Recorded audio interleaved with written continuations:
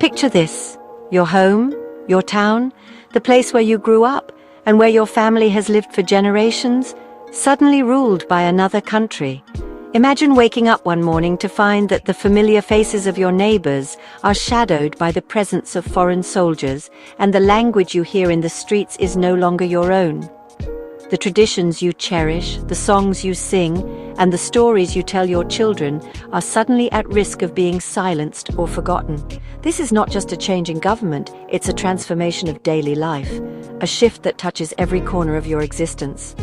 This is exactly what happened in Alsace, a beautiful and unique region nestled in the eastern part of France. Known for its rolling vineyards, charming villages, and a culture that blends French and German influences, Alsace was a place where people felt a deep connection to their land and their heritage.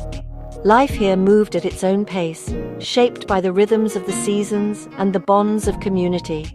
But all of that changed in the blink of an eye. In 1870, a war broke out between France and Prussia, a powerful German kingdom. The conflict, known as the Franco-Prussian War, was fierce and devastating. Prussian armies swept across the land, and after months of fighting, France was defeated. The outcome of this war would change the fate of Alsace forever. As part of the peace treaty, the regions of Alsace and Lorraine were taken from France and became part of the German Empire. Overnight, the border shifted, and the people of Alsace found themselves citizens of a new country, whether they wanted it or not. The familiar tricolour flag of France was replaced by the black, white, and red of Germany. For many, it felt as if their very identity was being rewritten. Imagine being a child in Alsace at this time. You go to school expecting to learn and play as always, but suddenly everything is different. The lessons are no longer in your native French, but in German, a language you may not even understand. The stories and poems you loved are replaced by unfamiliar words and customs. The teachers, once friendly and familiar, now enforce strict new rules. The comfort of your own language is taken away, replaced by confusion and fear. That's what happened in Alsace. Families who had always spoken French at home now had to be careful, worried that speaking their language could get them in trouble. Children struggled to keep up in school, and parents feared for their future. The sense of belonging, of being part of a community with shared traditions and language, was suddenly threatened. The Prussians, now the new rulers of Alsace, declared that only German could be taught in schools. French was banned from the classroom, and students were forced to adapt to a new language and a new way of life. For many, this was more than just a challenge. It was a loss of identity. The language they spoke at home, the words that carried their memories and dreams, were no longer welcome in public life. This was incredibly hard for the people of Alsace.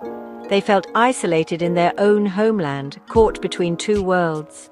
The pressure to abandon their language and traditions weighed heavily on everyone, from the youngest child to the oldest grandparent. Some tried to resist in small ways, whispering French at home, sharing stories in secret, holding on to their customs as best they could. But the fear of punishment was always present. Language isn't just a collection of words, it's the heart and soul of a people. Their history, their laughter, their dreams, and their hopes for the future. For the people of Alsace, losing the right to speak their language felt like losing a part of themselves. Yet, even in the face of hardship, many held on to their identity, passing down their language and traditions in secret, determined to keep their heritage alive for generations to come. Franz, a young boy in Alsace, is our guide in this story. He's often late for school, but today feels different.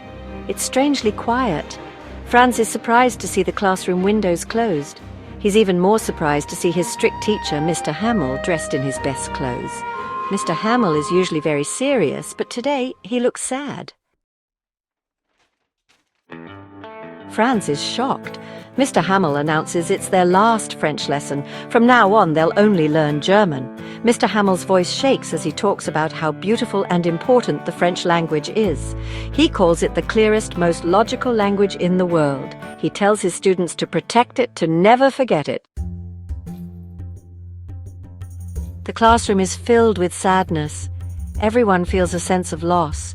Even old Mr. Hauser, the former mayor, sits at the back, sharing the sadness.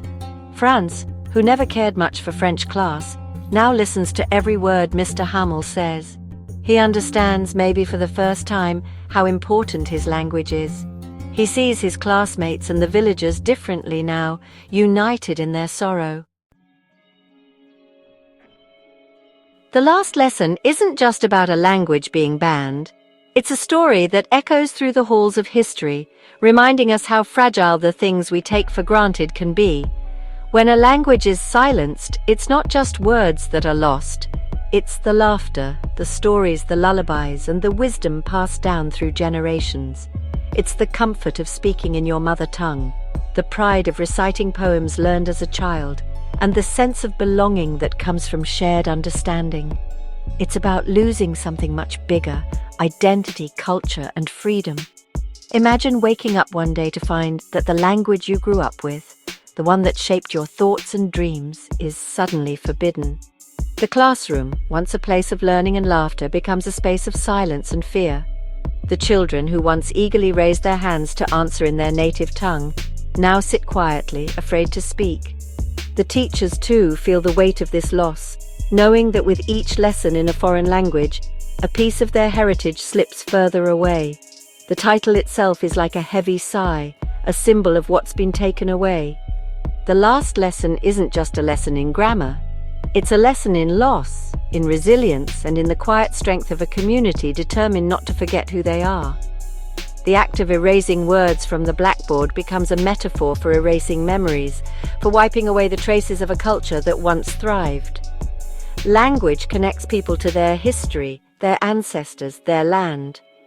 It's the thread that weaves together the fabric of a community, linking past to present. When that thread is cut, the connection to one's roots is threatened. The stories of grandparents, the songs sung at family gatherings, the names of places and traditions, all risk being forgotten.